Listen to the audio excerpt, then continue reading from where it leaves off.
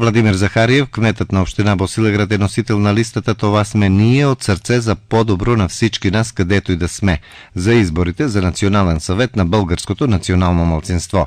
Изборите ще се проведат на 26 октомври, а днес изтече срокът за подаване на листите. До вчера за избори на Национален съвет на българското малцинство РИК провъзгласи 3 листи, които ще се надпреварват за изборите за съвета на българското малцинство. На другите 2 листи носители са Зоран Петров и доктор Владица Димитров от Димитровград. Тези дни започна вакцинирането срещу грип. Босилеградският здравен дом за начало е подсигурил 40 ваксини, от които вече 20 са изразходвани, каза доктор Лилянка Василова, специалист по обща медицина в тукашното здравно ведомство.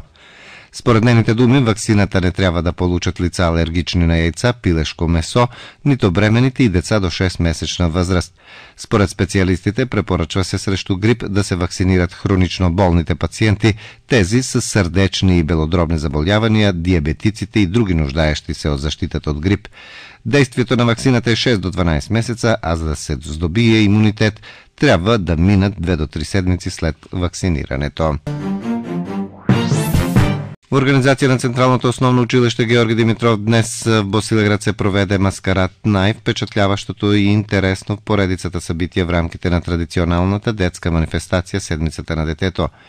Костюмирани ученици от основното училище в Босилеград, село Райчилци, както и децата от предучилищна възраст и детска градина Детска радост дефилираха по улиците на Босилеград. Почти всяка група бяха показани различни атрактивни персонажи на професиите – учител, доктор, полицай, домакиня, булка, младоженец, сватбари, зверови и друго. След дефилето им на откритата сцена в училищния двор бе изнесена подходяща програма за избор на най-добър тазгодишен костюм.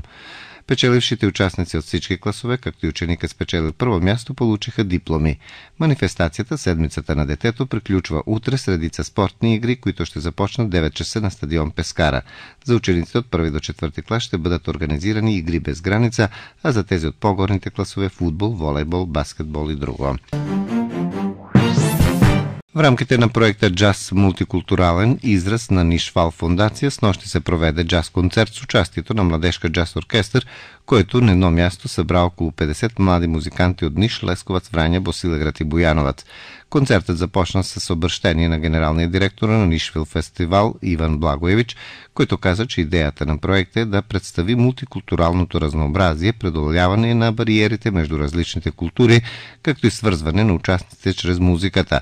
Можем да твърдим, че проектът изпълни своята идея, защото любовта към музиката успя да обедини талантливи младежи от сръбски, ромски, албански и български произход на една сцена, която преливаше от прекрасни емоции под мелодиите на известни джаз парчета. Около 100-минутната програма показа както индивидуални изпълнения на групите, така и съвместно участие на всички участници в проекта. От друга страна, концертът остана недоразберан от босилеградската публика, която бе изключително негостоприемна и неуважителна спрямо изпълнителите и организаторите на проект. Това показа, че културата на поведение и духовното богатство на подрастващите поколения в Босилеград е на много ниско равнище, което е под всякаква критика. Днес започна изплащането на първата част на септемврийските принадлежности на пенсионерите от категория бивши заети, съобщи ПИО фондът на Сърбия.